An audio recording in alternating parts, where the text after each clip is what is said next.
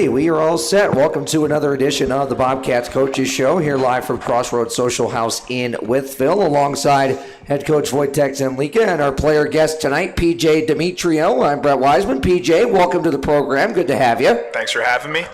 This guy's been a menace on the forecheck. The only thing he hasn't done is score. But you know what this team did all weekend, last weekend, Zemi? That was score. 10 combined goals and almost 150 shots combined in 2 games. Just the kind of effort offensively you want to see from this group. Yeah, for sure. The guys played with a lot of energy. You could definitely feel that from the bench. And it was, the team, we had a different mentality going that weekend. And, it felt good. It felt like everything kind of worked. And, that competitiveness, what I've seen from everybody, from all the guys for the full 60 minutes, both of the games, was just awesome. We talk about it. The 3 pillars of the Bobcats hockey is competitiveness, commitment, and cohesion. And definitely you've seen all those things I just said in those games. Yeah, PJ, it's kind of been up and down since you got here, but I think last weekend was.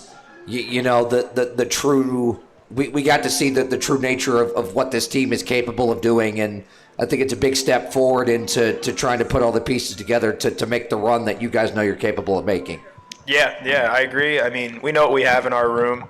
I see it every day in practice. I see the way that the guys work and the way that they, how skilled everybody is. Everywhere from our forwards, defense, and goalies, we've got a really deep team here, and we know what we can do. And it's good when you see it come all together on the weekend like that and get rewarded with those wins. Yeah, Zemi, that's a good word right there. I think the key was that you guys got rewarded. It was a strong, full 60-minute effort, both 60-plus minute effort on Friday night.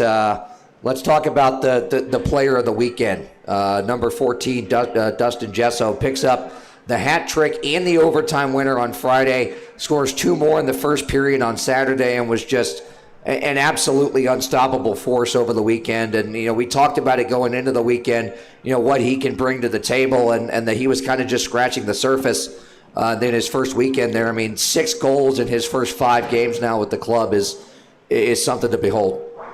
Yeah, not everybody sees everything what he brings to the table. His presence in the locker room, that leadership. Dustin is the oldest guy on the team, and he has by far the most games played in the pro hockey at multiple different levels. Played on different teams at this league, and every time he was the game changer.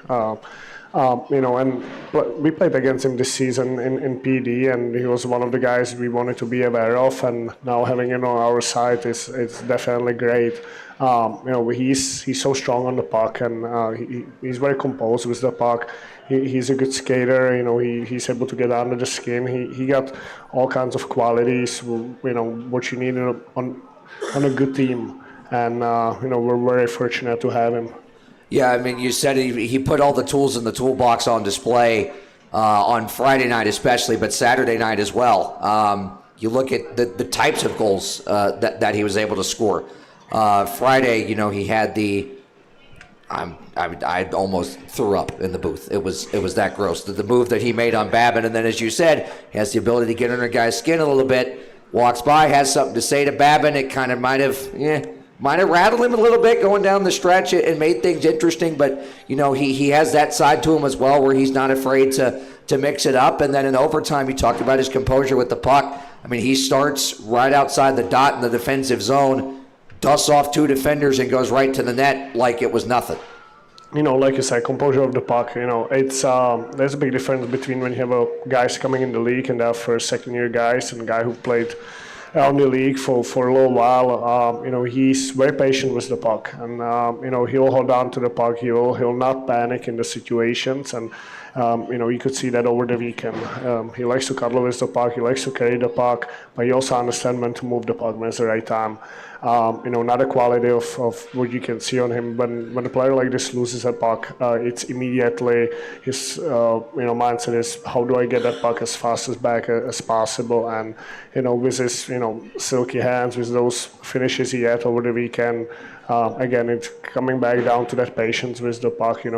He's waiting for the goalie to bite, while the goalie is waiting for him to bite, right? So he's waiting to the last second to pull that move, and for playing against Babin, who is very athletic goalie and he's very fast, you don't see a lot of goals like that, on the breakaways, and Dustin has that finish, and we're hoping that he can, carry that on. Yeah, PJ, going into the weekend, it was, we were kind of talking about, the different ways that you guys were going to have to find a way to score, and you did. There were some rush goals, but there were also some goals that were a product of what's been building since right after Christmas when you guys made the adjustment to the forecheck, especially in overtime. We talk about how important possession is in 3-on-3 overtime, and you guys had the majority of the possession there in that overtime, and I think that was a big factor in tiring Columbus out, and what made Dustin able maybe a little bit easier to get around the defenders and get right to the net. Yeah, I agree for sure. I think we want to play a possession game. We talk about it and we work on it, and I think if you watch a couple of those goals Dustin scored, it was a lot of chips to space, guys slashing through. Galley made a couple of really nice plays on that. He was a good F3, and, we talk about being defensively responsible above the puck, and we're kind of doing all those things, and then obviously he's got the skill to finish plays like that. So, Saturday, a little bit of a different story than it was on Friday. Friday was a tough, it doesn't really matter what side you're on. Even a neutral observer would say that was just a darn good hockey game. It was back and forth.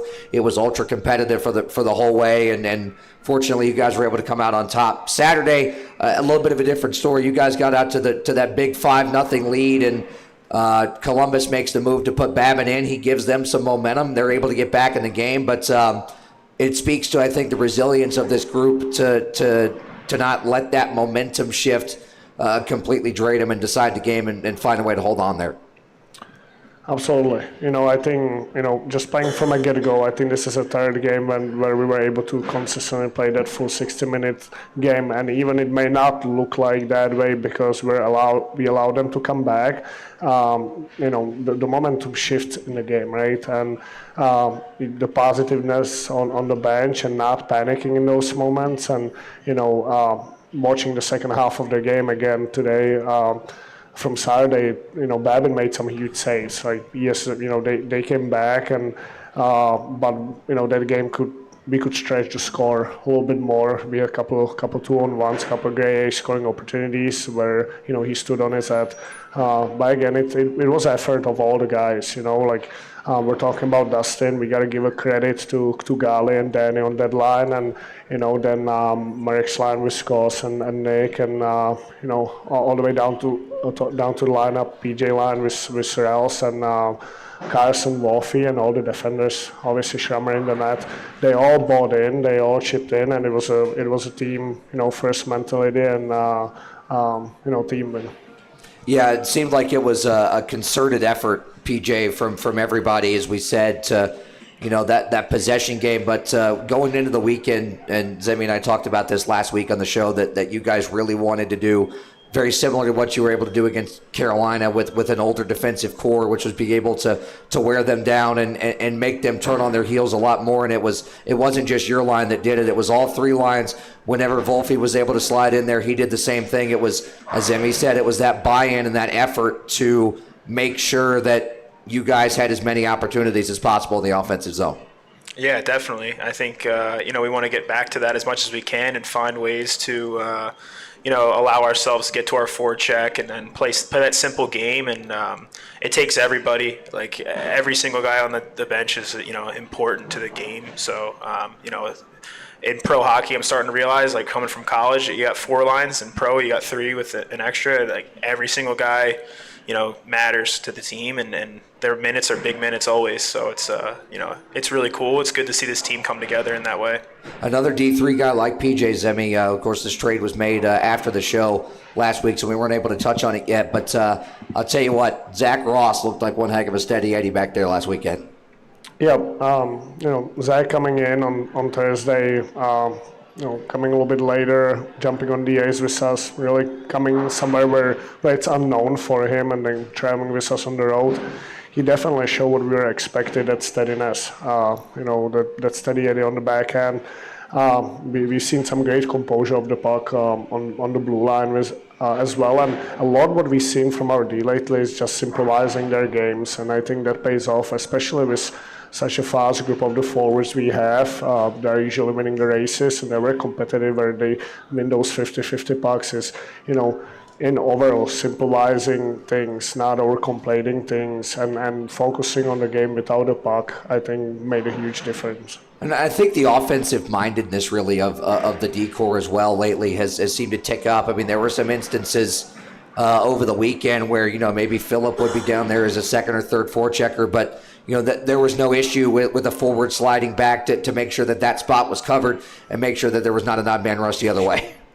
Yeah, a little too much than I'd like to see. But it's hockey is 1, 2, 3, 4, 5. If you're a defender or, if you're a forward, you got to fill lanes for each other and fill spots for each other. And again, it's all coming down to the guys.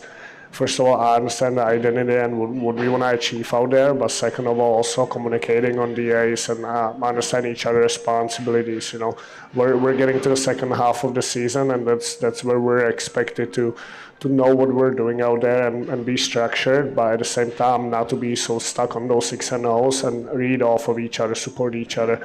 And I think that you could tell that this past weekend it wasn't necessarily about changing a forecheck or anything like that, but the guys just understood the principles, and somebody, seen he's a F1 and then the second guy behind him, no, all right, I'm F2, I know what I'm supposed to do. The third guy knew what to do, and obviously the defenders behind him as well. So just like I said, great effort playing without the puck. Yeah, and something that you touched on as well going into the weekend and touched on again before the game on Saturday was the quick up the ice mentality to not really hang out in the defensive zone that long. If you've got the puck, what we want to see is glassing out, let's get up, let's get on the rush, and that created, even if they didn't lead to goals, it created a lot of high danger offensive opportunities. Well, why to play with the puck close to our net and making that extra pass? It's all putting us in a vulnerable position. The ice is not always great. The boards sometimes jump, are a little jumpy, bouncy, and if we can just go simply off the glass, or we have an option, we can make that option immediately. Favor the closest support and go up ice. That will limit, the scoring opportunities for the opposition, but at the same time, allow us to create something, in the offensive zone. It's all simplicity, right? Like, it's all the mindset of I don't have an option. Let's just get it outside of the blue. Let's win the D-zone blue line. Let's get it out, because then we can focus on our neutral zone forecheck. And so if, you have 5 bodies going up the ice, there is a turnover, and by the time we're able to come back, that creates an odd man situation for them. So, definitely we've done a good job at it. Yes, PJ, something that I think you guys did a really good job of all weekend as well, not just offensively as forwards, but defensively.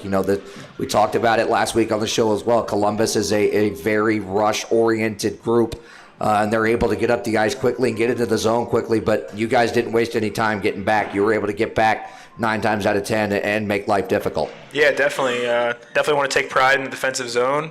I think, me as a player, I like to play defense and try to shut down their top guys. And, obviously we talk be a little pest and annoy that team as much as you can. And it's annoying when you can't play in the D zone, or you can't play in the O zone as much for an offensive guy. So I think as a team we were able to do that really well, though, just getting pucks out quick and stuff like that. So. Yeah, and I think the decision to start that line, sent a message really that this was not going to be an easy weekend, for them. You have a pest out there like PJ, big size guy with Reller, physical presence in Andrioli. That was, maybe a little bit of a message sender of, all right, this is our mentality, and it's not just this line that's going to play this way, but this line's going to show you how it's done.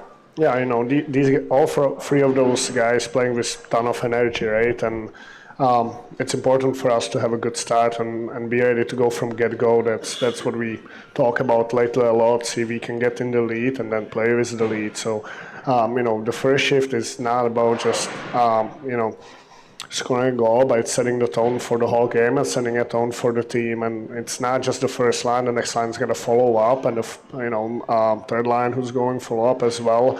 And that's how you continue building some kind of a momentum. So, definitely, they look good together in the practice, and it was a no-brainer to put them out there. Having Carson back up front playing, we know what he can do out there. He's been playing on the back end for us for a little while and did a very good job, but now have an opportunity to put him back up there, and PJ taking the spot for Dales on that line. Guy who consistently PJ guy who consistently competes, all the time. We've seen it in that game in Carolina where he forced a turnover on the game-winning goal, and he's been doing it all weekend long as well. So it's all the identity we want to have. Like, we want to outcompete teams, and it seems like we've been able to do that this past weekend, and that's something we just got to carry on.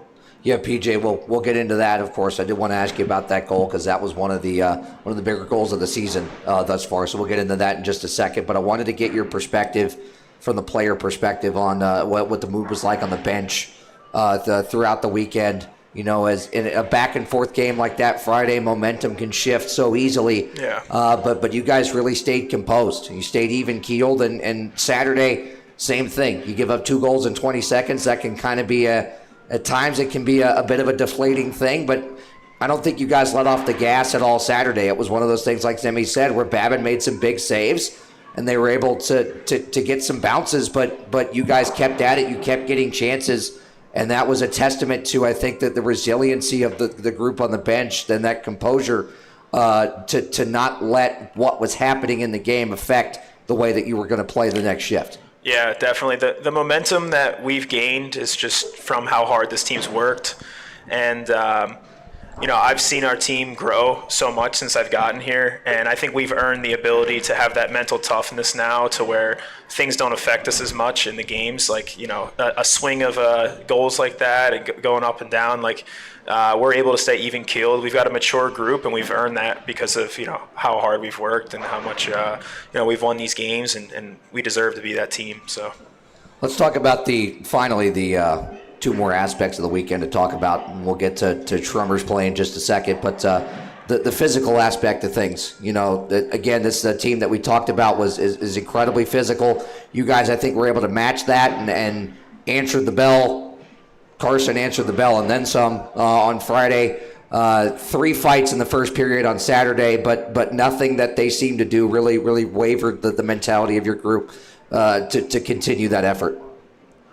They definitely tried to get in our heads. They had a player skiing around the red line Saturday during the warm-up before the game and see if they can throw us off. But it's all mind games, right? And again, I think we have proof again that we have a physical team, and that's not a problem for us to play that kind of a game.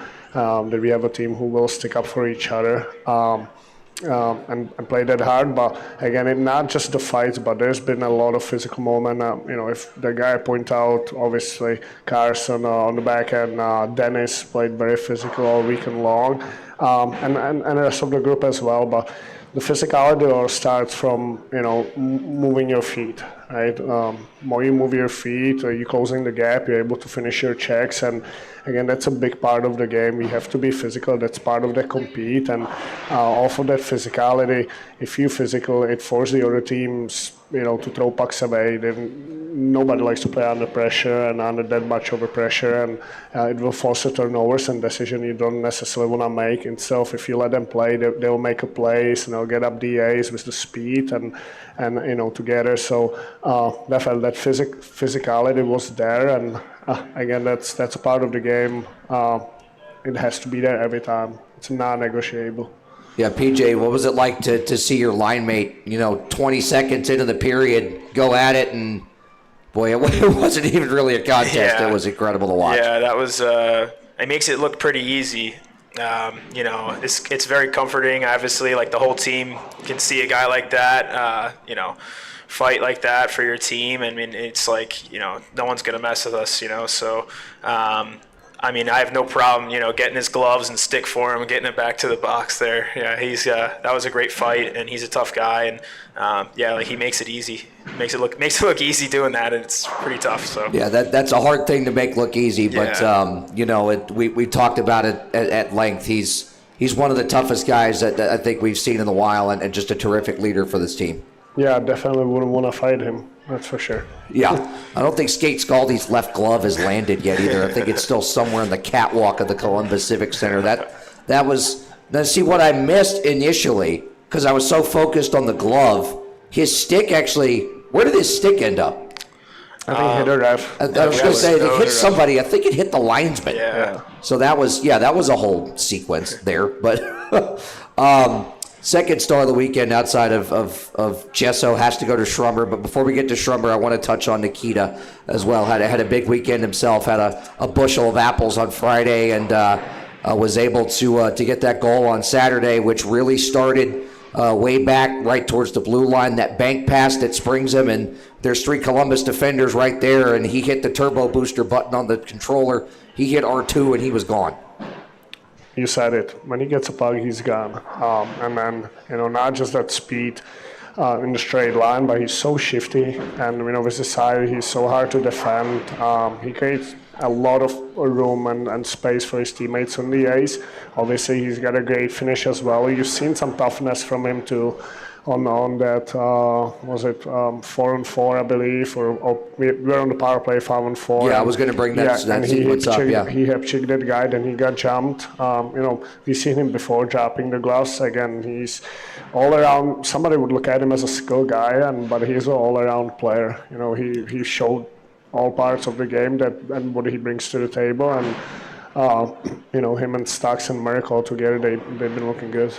Yeah, that PJ, they seem to have a lot of chemistry, and you guys from the bench, when you're able to watch Nikita go out there and do what he's able to do every single shift, as he said, the shiftiness, but also the wicked shot that he has, just to let that go on a rush chance like that, where it looks like he's going 1,000 miles an hour, but he's able to slow it down for a split second and get that shot off. That there's not many goalies in the world that probably be able to stop that. Yeah, no, what's even more impressive is he was giving Carson fighting advice in the locker room there before.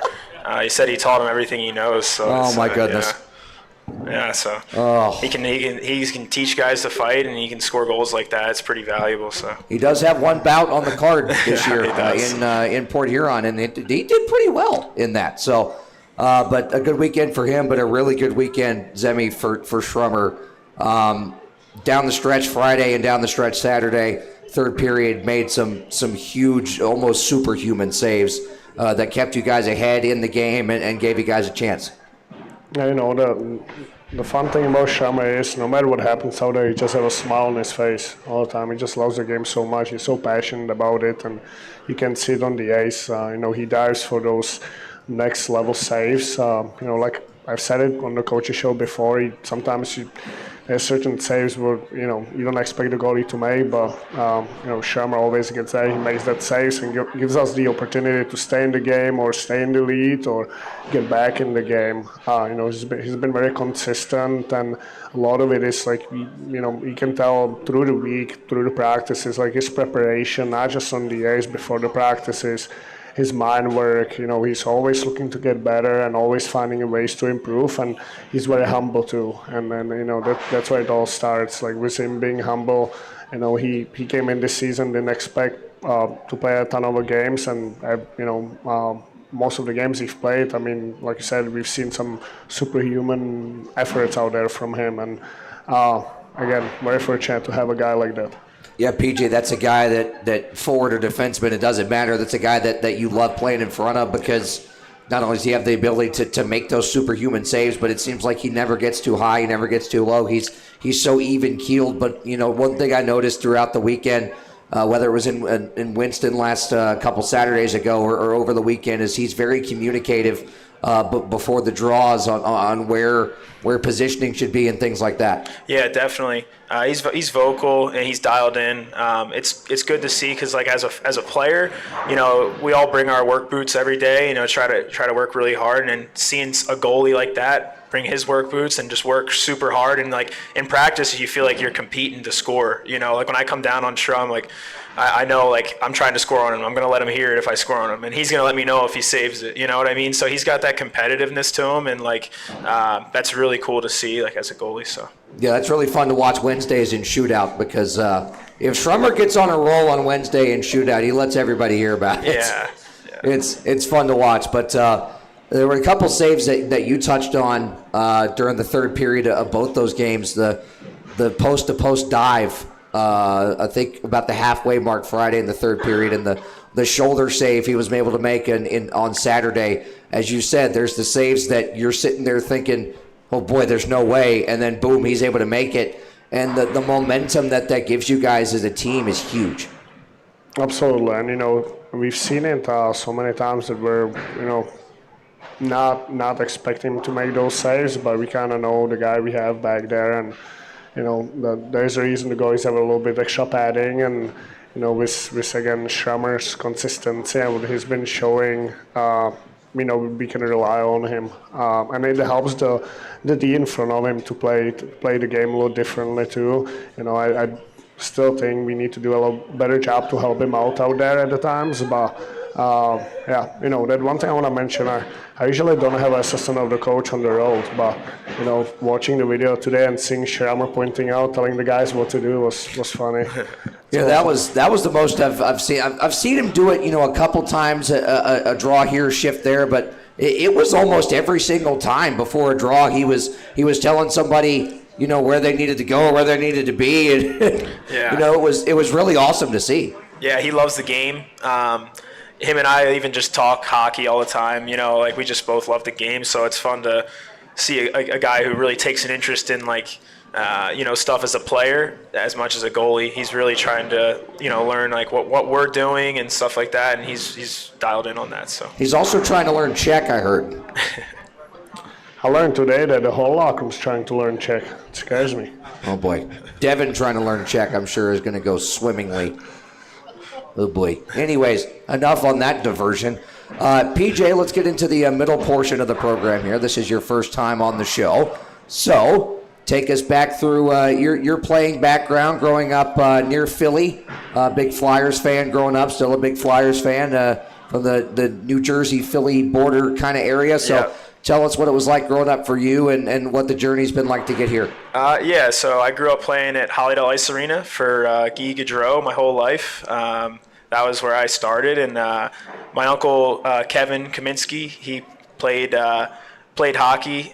He really got me into it, and my dad, he loves the game as well. So that's where my love for the game started, and I'll never forget those like summer camps and countless hours at the rink there. So that's what really got me into it. Yeah, and then, of course, you go on to play in NCAA D3. Yep. You're able to play against Schrummer and Ross a lot. Yeah. So you were already familiar with him coming in, but what's the journey been like from college to now? Yeah, so from college to now, I mean, it's just been it's been awesome. We had a great turnaround in our culture at Newman University. We had Coach Mike Hedden come in, and I was really exposed to how to handle yourself like a pro. And approaching the game like that, and the details of it, and obviously it was fun to beat up on Schrummer and Rosser last year for sure. It was a great experience there. Really just seeing that turnaround and bringing it into pro, and I think it gave me a great start to the level that I'm experiencing here. Yeah, of course you start the year in Watertown, but. Seems like you've really been able to flourish and come into your own since joining this year in Blue Ridge. Yeah.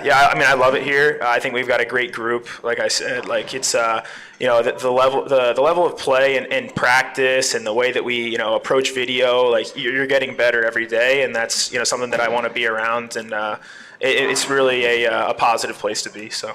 Yes, let me talk about the conversations with PJ and decision to bring him in and how much he's grown, what he's shown since he's got here. the conversation with PJ. So when he got here, it went through a trade. So I'm not allowed to talk to the team, to the player. We're kind of sometimes roll the dice when you make a trade because sometimes the players do report, sometimes they don't. With PJ, through somebody else, we knew he's going to be coming in and seeing his resume where he played and.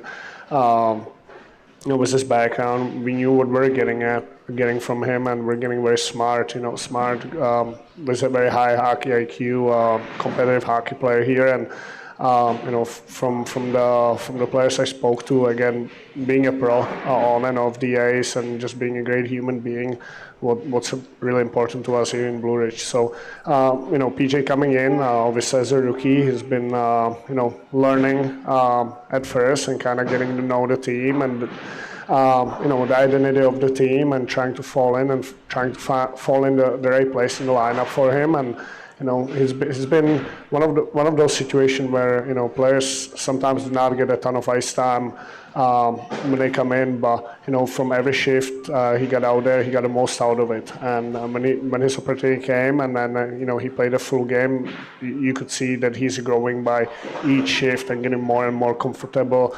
And then obviously last weekend at Big All, playing the full game in Carolina, and this weekend too on Friday. I think that was one of the best games, and me and him spoke about it. Just being in the right places. He can play winger, he can play center, he can kill the PK, he can play power play. So 200-foot all-around player, and off the ice, ask a ton of questions, and that's something I like as a coach. I like when the guys wants to learn and wants to talk about hockey, because just by having a conversation, and talking, we're getting better, and it's a big part of it. So definitely huge to have him here. Yeah, let's go back to a couple of the plays that he touched on. First, let's start your first and to this point only home weekend until this weekend against your former team in Watertown, and a game that was just about as bonkers as it gets, and you're able to put home the game winner there with under 10 seconds to go. And it was one of those moments where it just speaks to what you've shown all of us since you got here is your compete level. I mean, a dirty, gritty goal like that in the final 10 seconds of regulation is all 110% effort.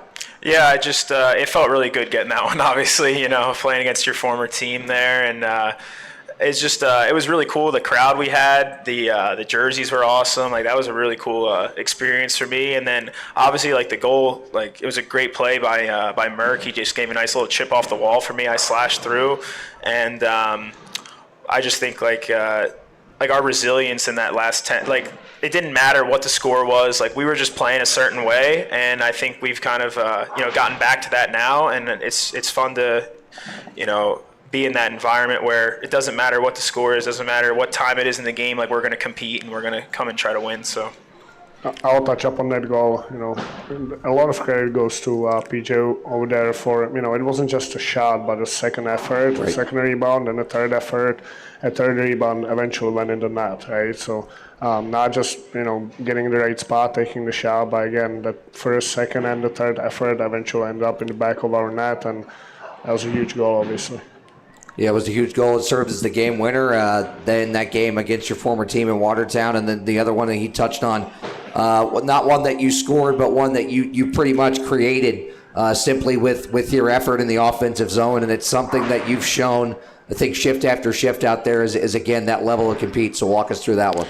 Yeah, we talk about like having a dog on a bone mentality, and someone takes a dog's toy, like, he's going to try to get that back, he's going to bark at you till he gets it back, and that's the attitude that I want to play with. I want that to be a staple in my game. So I got out there a few minutes left, and I just thought, how can I get this puck back for our team? And I went as hard at the defender as I could, and I got a turnover. And obviously, if you're giving it to a guy like Gesso, like, something good's probably going to happen with it. So he buried that, and that was a good win. It felt really good to get that win in Carolina with all that crowd they had there. So.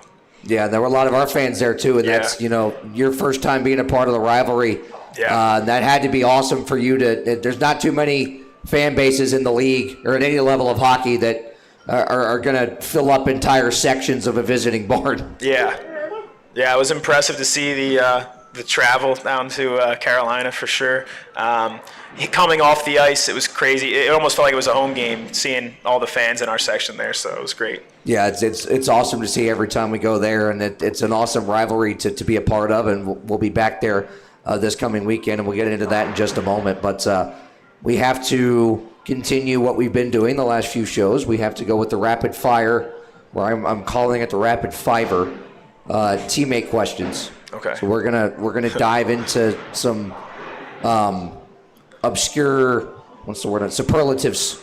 Okay. About your teammates. Okay. So, again, I probably already know the answer to this question, considering that he told us this Saturday night that he actually participated in an eating competition and won. Who is the biggest eater on the team? I mean, Robin's got to be up there. I mean, yeah. I'm honestly going to outlaw this question from here on out, because Robin told us Saturday night when we were getting dinner after the game, what was it, nine hamburgers? No, 9 patties. 9 hamburger patties, and I think, what was it, 30 seconds? 3 minutes. 3 minutes, I believe okay. it, yeah. Anyways, still. Not just that. I No. think, what was it, 109 sushi pieces? Yeah, that was just the appetizer. Yeah, the hamburgers were the appetizer. You had 109 pieces, individual pieces of sushi. And That's a lot of rice. yeah. Nuts. I mean, so I'm sure someone at Skeeter's is listening, but July 4th, when we have the hot dog eating contest downtown, if we can't get Robin in that, somebody's not doing their job, because I think Robin has the potential to be Wytheville's Kobayashi, Wytheville's Joey Chestnut. Yeah. I see it happening. I just, it would be absolute cinema, or as we call it, absolute Robin. But question 2, who is the funniest guy on the team? Funniest guy on the team. Gally makes me laugh a lot. He's a funny guy. Robin's really funny. Phil is also really funny. I'll say Phil. Phil makes me laugh. Yeah. Tell you what, I say it every week, but I'll say it again. Phil and Ryan together are an elite comedic duo, because they bicker like an old married couple. It's fantastic. Will Ferrell and Kevin Hart. Those two. That's actually a great comparison, and a good segue to question 3: best celebrity impression on the team.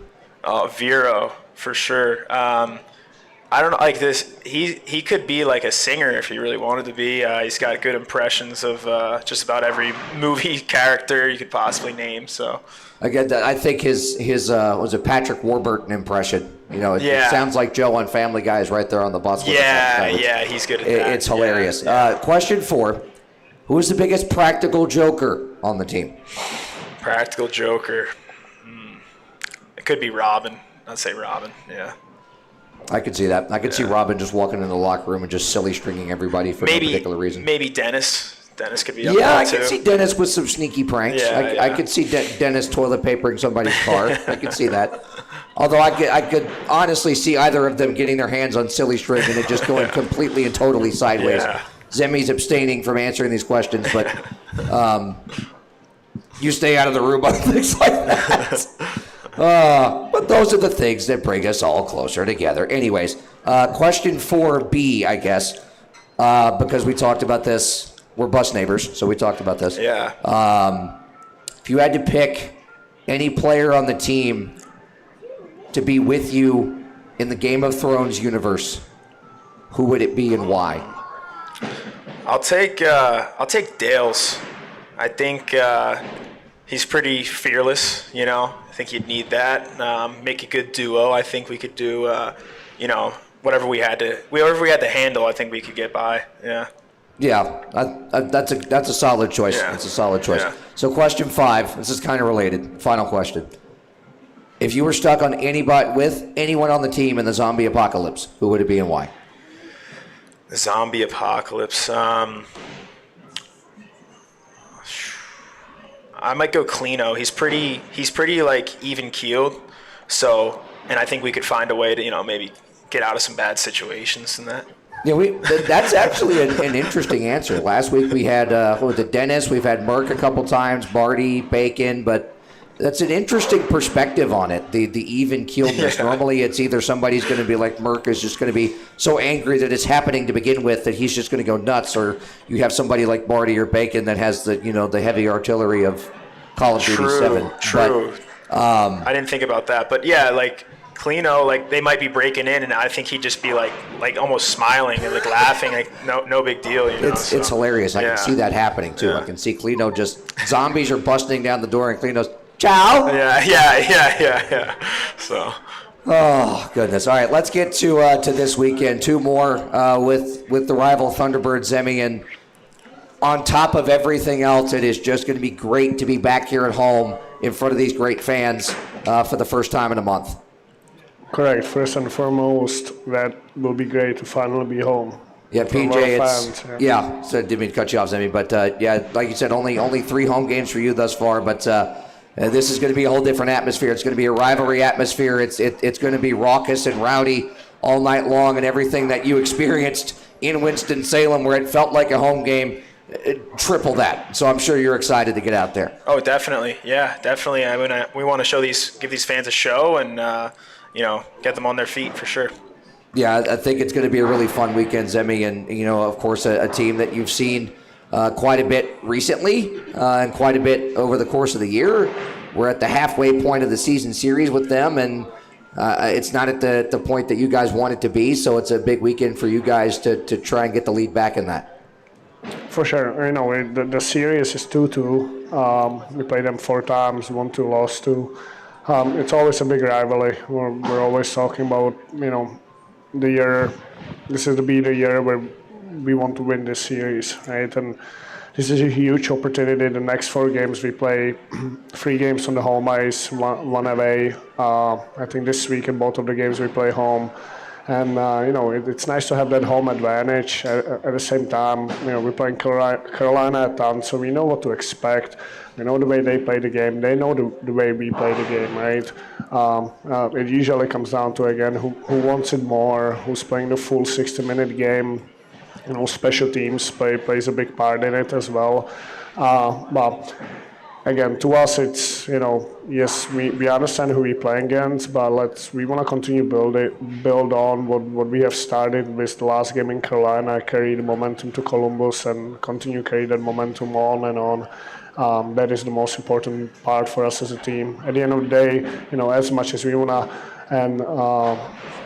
clinch the playoff, it's important for us to establish the way we play in the second half of the season, and the results will be made for us as long as we play the full games and play the right way. Yeah, there's something to be said, PJ, for if you're able to find that level of consistency in your play. There's something to be said for, a lot of times the hockey gods will reward you for being able to find a way to do that. And there's been a break here, a break there on the scoreboard. You guys are in a playoff spot here in the second half of the season, and there's still a whole half of the season left to climb further up the ladder. Yeah, I think we know what we have in this room here. We want to win a championship. Like it's in the It's in the room. Like you could see how good this team is, and I think that us showing that swagger, that confidence, it comes because Coach stays on us. We keep climbing. We don't want to get complacent here. Like we won 3 in a row here. Like we want to build on that. We don't want to just have it be it was a good 3 games and then now we go back to average. Like we want to keep climbing. So that's what we're gonna do. Yes, I mean that's something that you touch on at nauseum almost is that trying to make sure that nobody gets complacent. That mentality of we won 3 in a row. All right, we're in a good spot. We can let off a little bit. No, let's keep building on it. Take it one shift at a time. And as you build upon that, when you're not necessarily looking at the bigger picture of how many you've won in a row, if you can win every shift, if you can win every period, then it turns into 4, 5, 6 wins in a row, right?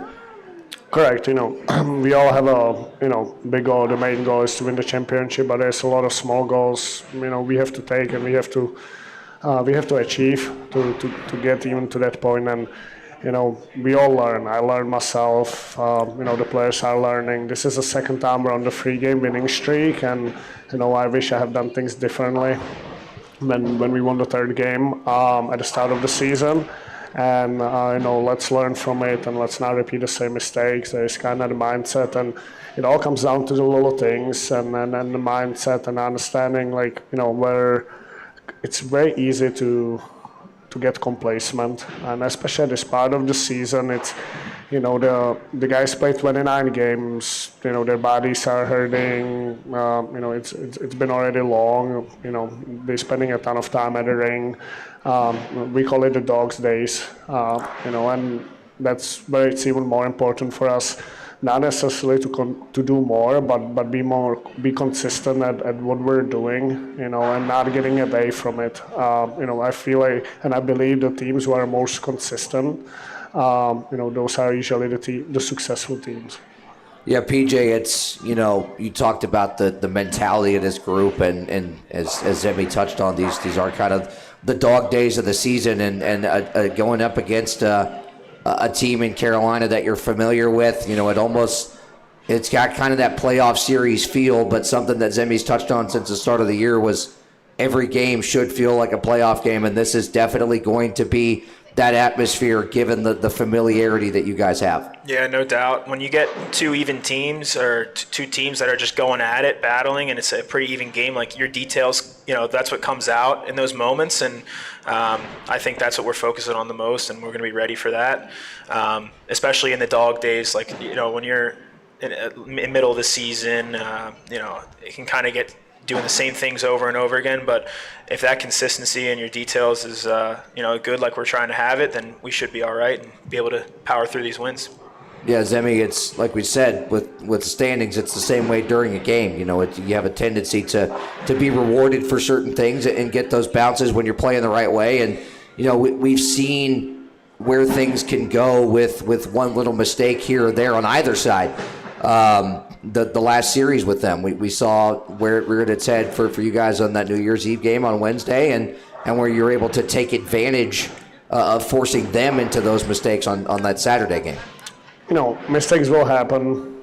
They'll make mistakes, we'll make mistakes, but what kind of mistakes, where the mistakes happened on DAs, what part of the game the mistakes happened at, and how do we respond to it.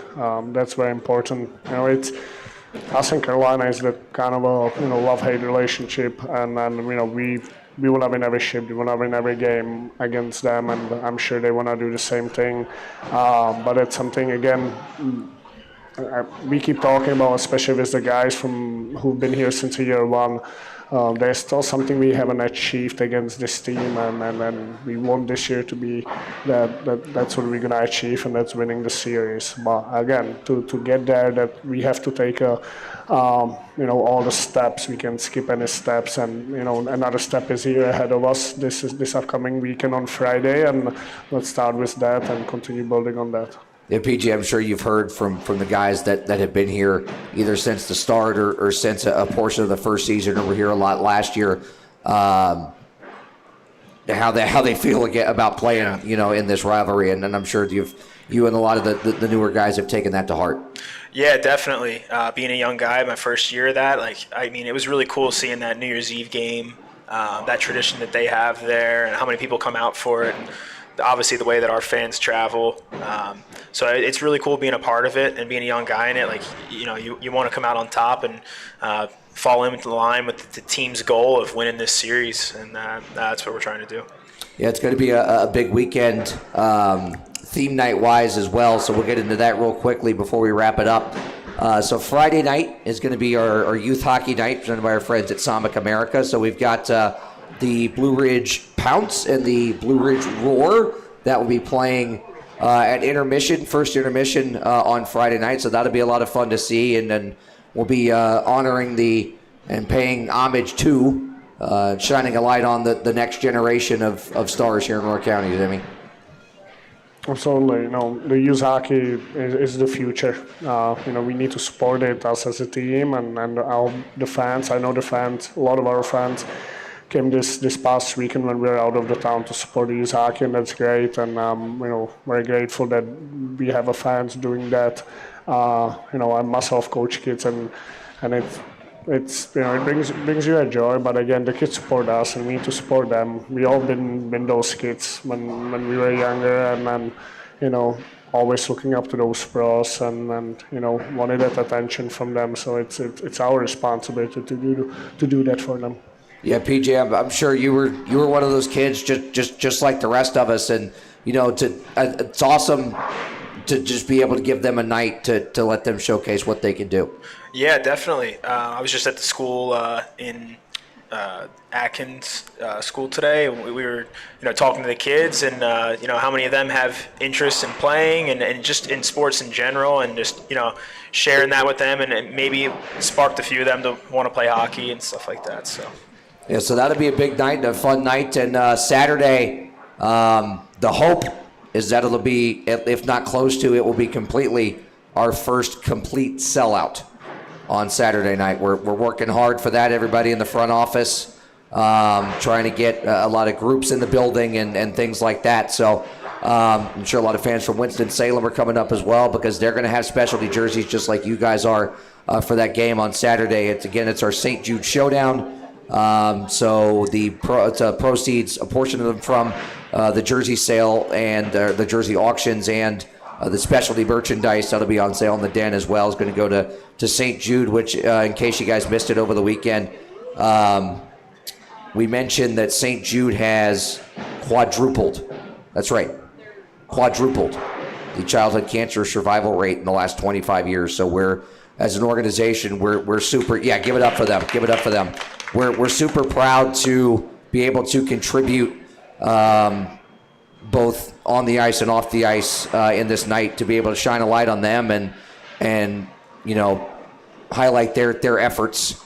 Remember that no family ever receives a bill from St. Jude for treatment, travel, housing, food, anything. So all the money that is raised goes directly to that groundbreaking research and to keeping the lights on at a place that saves lives every second of every day. And PJ, I know that's something that, you were in the player video that we shot last week, so that's something that you feel pretty strongly about, and something that you're, I'm sure, proud to be a part of. Yeah, it's amazing to play for such a great cause, and having the whole team wearing those jerseys, it means a lot. Obviously, a lot of people have been affected by such awful circumstances, and we're blessed to be able to do what we do. So if we can do that and have it be for such a great purpose, it's a good thing. So. Yeah, Zemi, it's this will be the third cancer awareness game that you've been a part of, and should be the biggest yet. And it's going to be one that's incredibly special, I'm sure, for you to be behind the bench for. It's always special, and PJ couldn't say it any better than he did. It's a special cause, and we're lucky to do what we're able to do, and this is the least we can do. Yeah, it's I think I speak for everybody when I say it's such a terrific, the platform that we have and what we're able to do in our various roles, that we're able to shine a light on this and bring awareness to it and participate in such a great cause. And what's kind of been the branding of it is that this is a rivalry, but at the same time there's something we can all agree on, and that's cancer sucks, period. And to have a night like this where we're able to shine a light not just on cancer, but on these tough as nails kids that are out there fighting it every single day. You guys are taking the fight of a rivalry from the ice. You're taking that fight straight to the fight against cancer. I think that's just a terrific thing to be a part of. So give it up. So we hope you'll be there on Saturday night. Doors open at 6:30 for both games. VIP doors at 6:15 if you're a season ticket holder. So make sure you get there early. If there's any Thunderbirds fans watching, your silent jersey auction will be during the game outside section 108 next to your locker room. Bobcats fans, be sure to stick around after for the live jersey auction in 103. PJ can tell you how that went for the last time for him. Pretty well, considering he scored with 8 seconds left. That was a hot commodity. Oh, and Danny's 100th goal was also scored in that game, so that was fun. But it'll be a lot of fun to more than anything just be back at home in front of these great fans. So I speak for everybody when I say that. And for PJ and Coach Zemi, I'm Brett Wiseman. We'll see you Friday night.